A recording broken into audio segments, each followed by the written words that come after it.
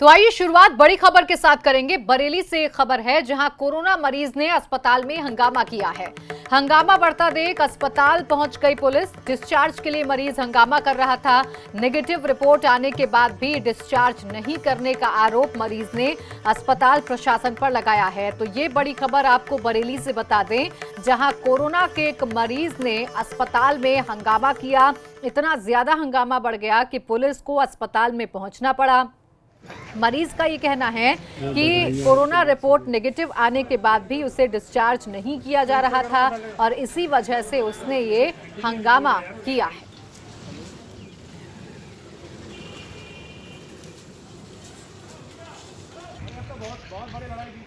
तो जिला अस्पताल में एक ही परिवार के 6 लोगों को कोरोना पॉजिटिव पाए जाने पर इसे भर्ती किया गया था। कुछ दिन पहले ही परिवार के 2 सदस्यों की रिपोर्ट नेगेटिव आने के बाद उन्हें डिस्चार्ज कर दिया गया था। परिवार के अन्य सदस्यों की दूसरी रिपोर्ट नेगेटिव आने का इंतजार हो रहा था। रिपोर्ट नेगेटिव आने के बाद भी उसे डिस्चार्ज नहीं किया गया, जिसके बाद मरीज ने अस्पताल में हंगामा किया।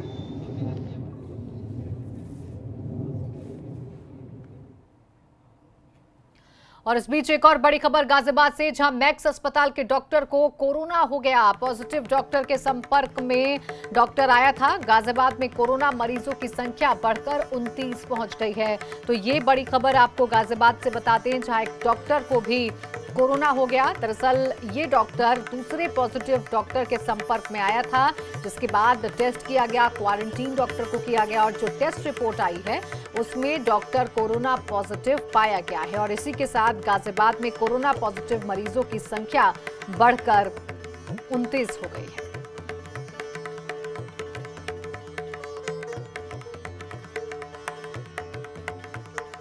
तो गाजियाबाद से ये अहम खबर, जहां मैक्स अस्पताल के एक डॉक्टर में कोरोना पॉजिटिव पाया गया है। दरअसल ये डॉक्टर कोरोना पॉजिटिव दूसरे डॉक्टर के संपर्क में आया था, जिसके बाद एहतियातन क्वारंटीन डॉक्टर को किया गया था। टेस्ट के लिए सैंपल भेजे गए थे और टेस्ट रिपोर्ट में कोरोना पॉजिटिव होने की पुष्टि हुई है।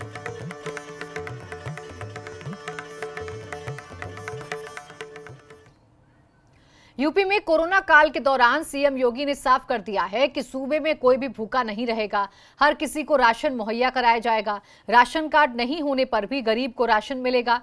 प्रदेश में कोई भूखा ना रहे, इसलिए 30 जून तक राशन वितरण प्रणाली को और बेहतर किया जाएगा।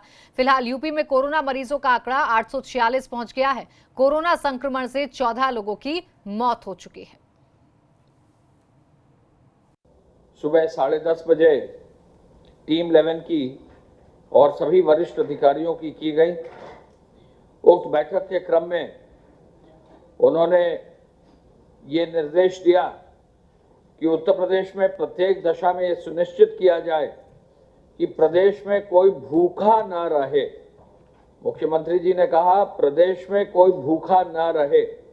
उन्होंने कहा और निर्देश दिया कि 30 जून तक सार्वजनिक वितरण प्रणाली का सार्वभौमिकरण यानी यूनिवर्सलाइजेशन ऑफ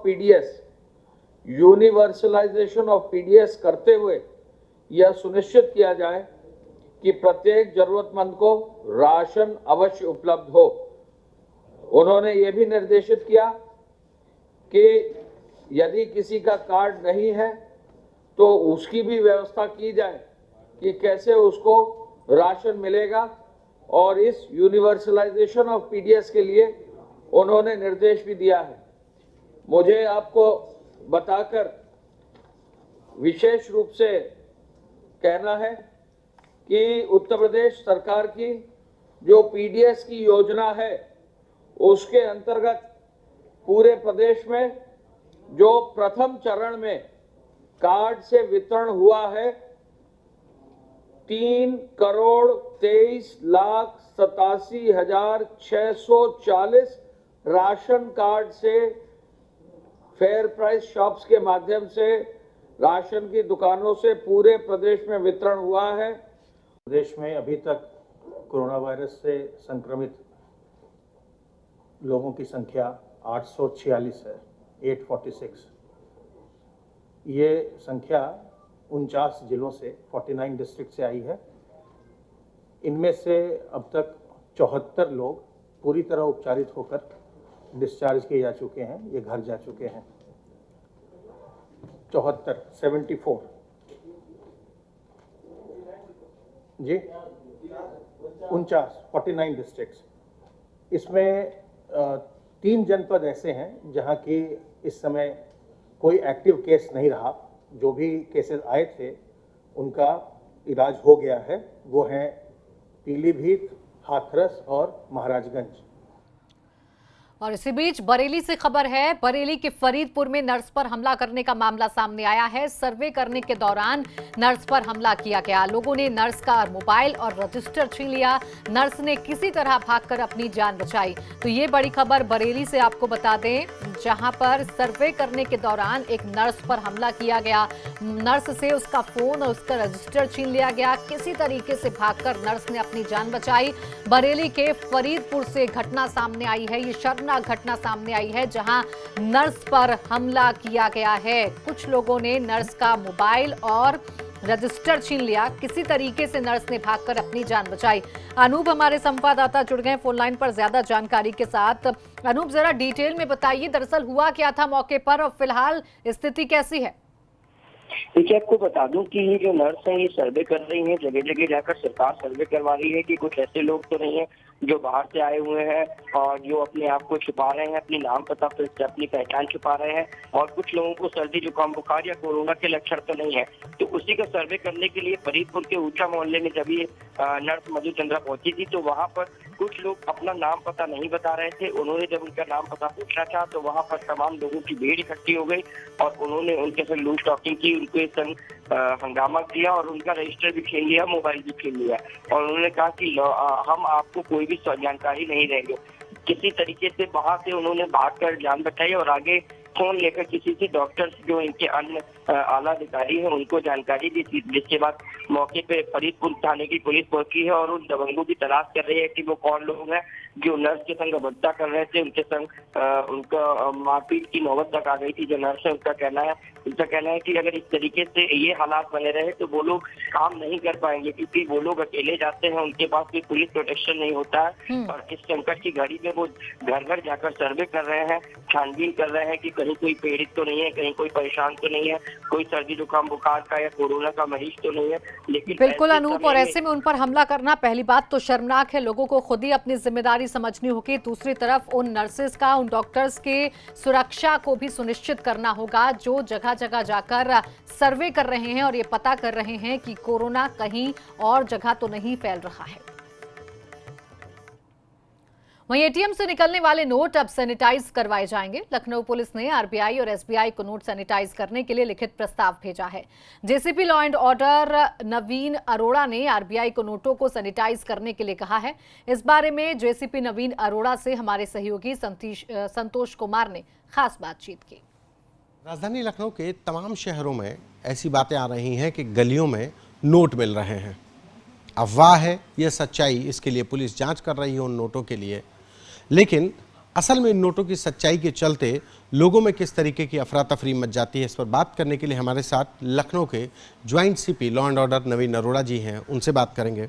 सर, ये किस तरीके से घटनाएं हो रही हैं, कैसी सूचनाएं मिल रही हैं अभी फिलहाल में? देखिए, बीच में 1-2 वीडियो ऐसे वायरल हुए थे जिसमें नोटों पे थूक लगाता हुआ किसी का वीडियो था, और फिर 1-2 जगह ऐसी घटनाएं हुई जहां पे सिंगल नोट सड़क पे पड़े हुए मिले। तो लोगों के मन में एक अज्ञात सा भय आया कि इन नोटों को उठाया जाए या ना उठाया जाए, इसमें क्या किसी की थूक लगी हो सकती है या लार लगी हो सकती है। तो इन चीज़ों में पहला तो हम लोगों ने यही गाइडलाइंस जारी की हैं कि ऐसे किसी नोट को आपको अनावश्यक उठाने की ज़रूरत नहीं है। वैसे भी वो नोट अगर आपके नहीं है तो थोड़ी इंटीग्रिटी का परिचय देने की भी ज़रूरत है कि आपसे रिलेटेड नहीं है, छोड़ दीजिए और पुलिस को इन्फॉर्म करिए। पुलिस अपना उसको प्रॉपर प्रोटेक्शन लेते हुए उसको सील करेगी और उसको फॉरेंसिक जांच के लिए भेजेगी।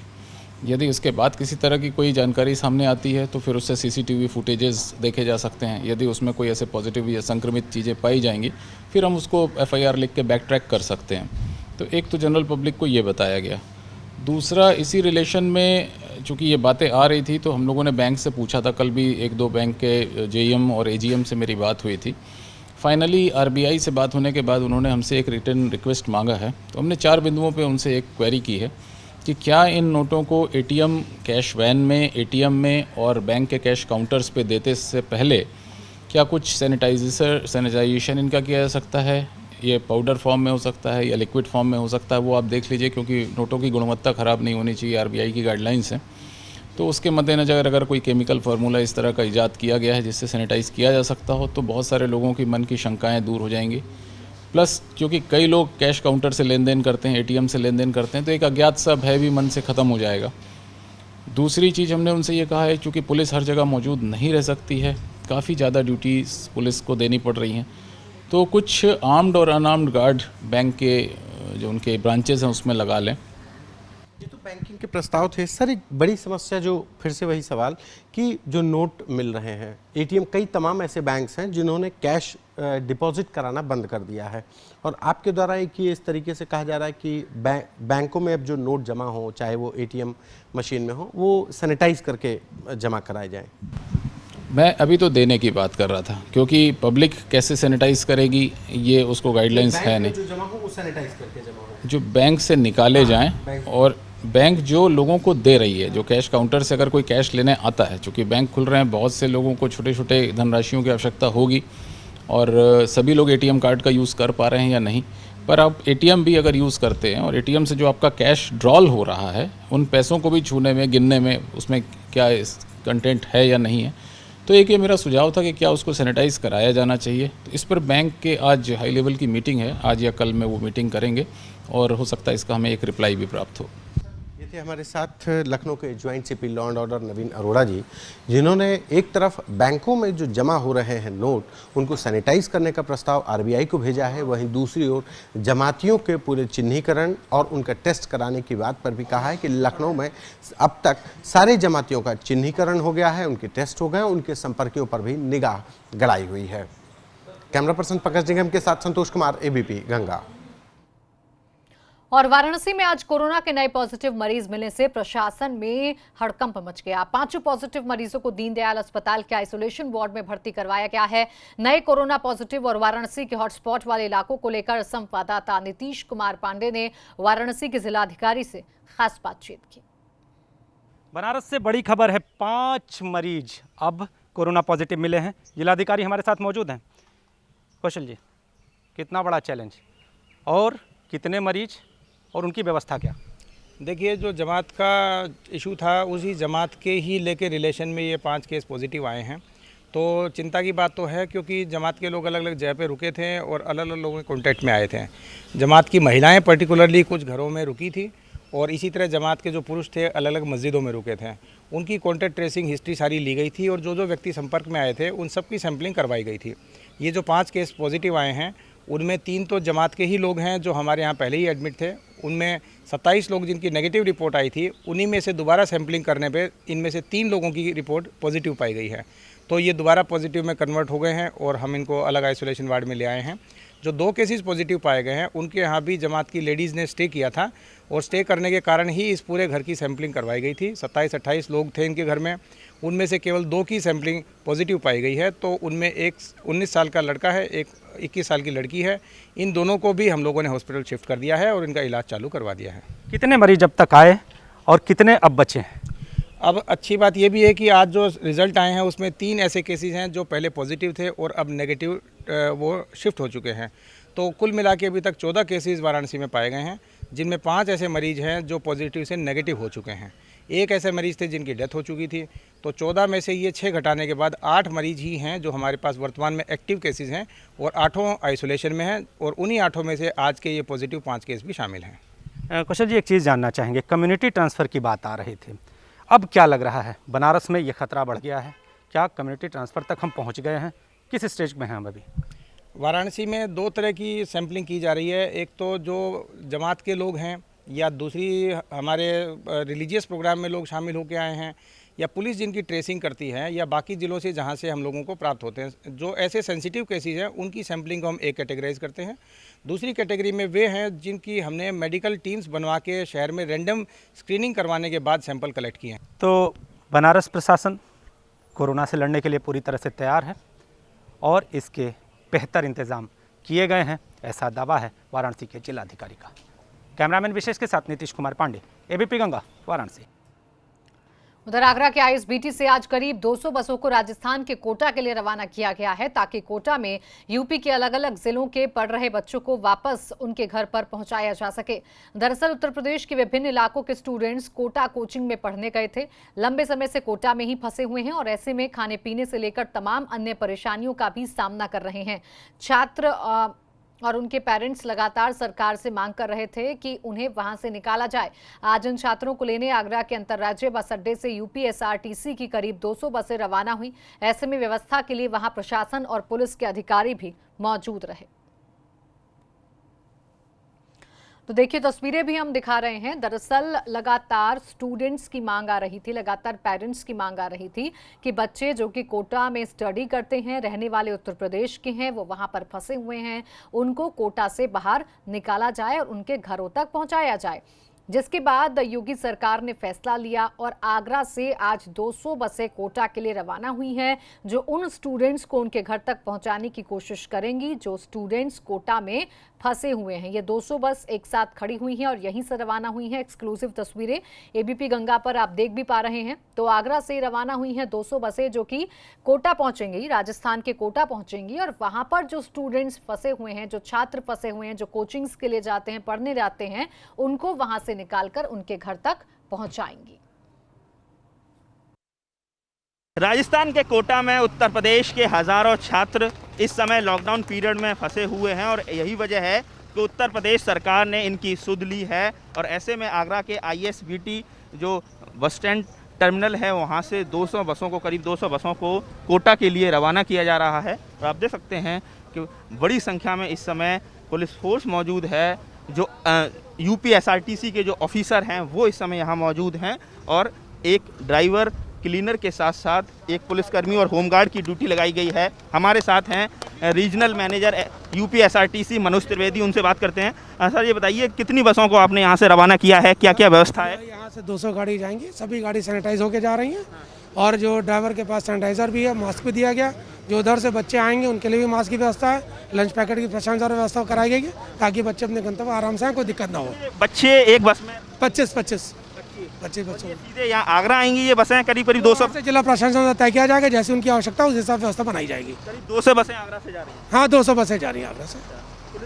पुलिसकर्मी भी इसमें? हाँ, पुलिसकर्मी भी और एसडीएम भी, सीओ भी और हमारे रोडवेज के ARM और बाकी लोग भी जा रहे हैं। आगरा से कैमरा पर्सन दिलीप सिंह के साथ नितिन उपाध्याय, एबीपी गंगा। बात गाजियाबाद की करेंगे, जहां सिविल डिफेंस के साथ साथ गाजियाबाद प्रशासन और पुलिस ने मिलकर फूड डिलीवरी फोर्स का गठन किया है, जिसके तहत 24 अलग अलग टीमें बनाई गई हैं। ये टीमें कंट्रोल रूम पर आने वाली कॉल और 112 नंबर पर आने वाली कॉल को अटेंड करने के बाद संबंधित जगह पर खाना और राशन पहुंचाने का काम करेंगे। इन 24 टीमों में 2 व्हीलर और 4 व्हीलर दोनों ही शामिल हैं। शुरुआती दौर में इस टीम का गठन शहर और ट्रांस हिडन एरिया इलाके के लिए किया गया था। इस आपातकाल में हम अपने देश की सेवा और देश के लोगों की सेवा कर पा रहे हैं, तो बहुत ही अच्छा महसूस हो रहा है। और जिस दिन से ये कर्फ्यू, ये लॉकडाउन शुरू हुआ था, उसी दिन से हम लोग निरंतर डेली खाना बांट रहे हैं लोगों को। जहाँ से भी कंट्रोल रूम में फ़ोन आ रहा है वहाँ हमें भेजा जा रहा है। तो हम लोग खाली खाना नहीं बांट रहे हैं या कच्चा या पक्का राशन नहीं बांट रहे, लोगों को ये भी बता रहे हैं कि हम जब आपको देने आ रहे हैं तो आप भी मास्क पहनिए, सुरक्षित रहिए। और शायद हम लोगों का यही प्रयास है और जो सिविल डिफेंस हमको सिखा रहा है कि खुद की सुरक्षा, देश की रक्षा। सरकार का और जिला प्रशासन का, पुलिस का और सिविल डिफेंस का एक कंबाइंड वो है कि हम इसको door to door home delivery बहुत जल्द ही सुनिश्चित करा सके। इसलिए चाहे मीडिया के माध्यम से, चाहे मेरे कंट्रोल रूम के माध्यम से, 112 के माध्यम से, या जो अलग अलग हमारी संस्थाएं हैं और अलग अलग सम्मानित लोग हैं जो भी हमको बताते हैं, उनका परीक्षण करके उनको होम डिलीवरी इमीडिएट सुनिश्चित कराने के लिए 24 टीमों का भी फर्स्ट राउंड में गठन किया गया है, जिसमें 15 दिन का ड्राई फूड है और शेष डे बाय डे के पैकेट्स भी हैं। और बड़ी खबर लखनऊ से। लखनऊ में आज 7 कोरोना पॉजिटिव मरीज मिले हैं। 6 सदर और 1 मरीज डालीगंज से मिला है। 4 पुरुष और 1 महिला कोरोना पॉजिटिव पाई गई है। तो बड़ी खबर राजधानी लखनऊ से, जहां 7 नए मरीज कोरोना पॉजिटिव सामने आए हैं। 6 सदर और 1 मरीज डालीगंज से मिला है।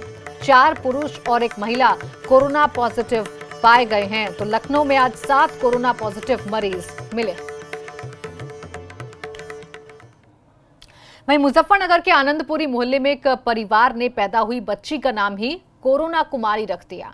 परिवार का मानना है कि कोरोना वायरस एक महामारी के साथ साथ दैवीय प्रकोप है, इसलिए इस महामारी से छुटकारा पाने के लिए बेटी का नाम कोरोना कुमारी रखा है।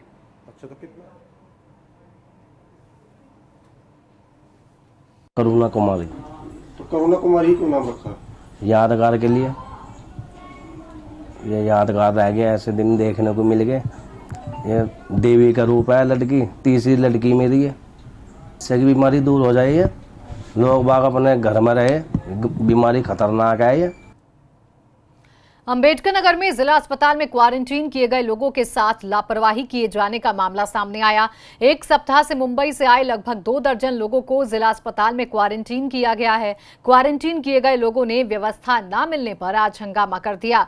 क्वारंटाइन किए गए लोगों का कहना है कि अभी तक किसी भी प्रकार की जांच नहीं हुई है और न ही समय से भोजन मिल रहा है। सूचना पर पुलिस बल के साथ पहुंचे अपर पुलिस अधीक्षक ने मामले को शांत कराया। एएसपी के मुताबिक संख्या एकाएक ज्यादा आ जाने की वजह से कुछ समस्या आ गई थी, लेकिन जल्द ही सब कुछ ठीक कर दिया जाएगा।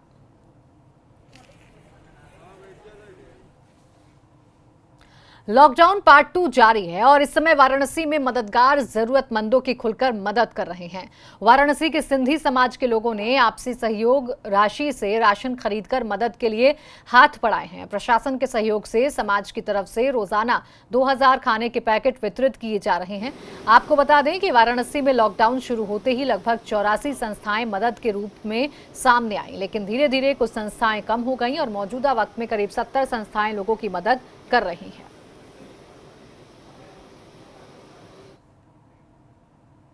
एडीजी वाराणसी ने गाजीपुर के हॉटस्पॉट इलाकों का निरीक्षण किया। इस दौरान उन्हें कंट्रोल रूम में आ रही शिकायतों की हकीकत को भी जांचा। एडीजी ने हॉटस्पॉट इलाकों में डोर टू डोर सप्लाई को भी देखा।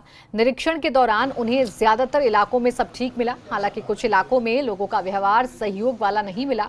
ऐसे लोगों के खिलाफ एडीजी ने पुलिसकर्मियों को सख्ती से निपटने के निर्देश भी दिए। आप लोग जानते हैं कि लॉकडाउन चल रहा है, सेकंड फेज चल रहा है लॉकडाउन का। मैंने आकर के क्षेत्र का भ्रमण किया, रास्ते मैंने देहात को भी देखा, सिटी के 2 हॉटस्पॉट को भी देखा है, कंट्रोल रूम को भी देखा है। कंट्रोल रूम में मैंने जो कंप्लेन आ रही थी, विभिन्न विभागों में कंप्लेन आती हैं, शिकायतें किसी को राशन नहीं मिला है, पानी नहीं मिला है, तो हमने कुछ क्रॉस चेक भी कराई थी। तो अच्छा लगा कि जो शिकायतें आई थी उनको जो समस्याएँ थी, जैसे कितनी राशन की डिमांड थी तो उसको राशन मिला है। ये अच्छी बात है। जो शिकायतें उनका अनुपालन किया जा रहा है, जो नीड है उनकी जो नीड है उनको पूरा किया जा रहा है। प्लस हॉटस्पॉट में पूरा देखा, जो पूरा इसमें आदेश है कि किसी हॉटस्पॉट्स में कोई दुकान नहीं खुलेगी, कोई मूवमेंट नहीं होगा। और इसी के साथ गंगा प्राइम में बस इतना ही। आगे जरूर देखिए उत्तराखंड प्राइम।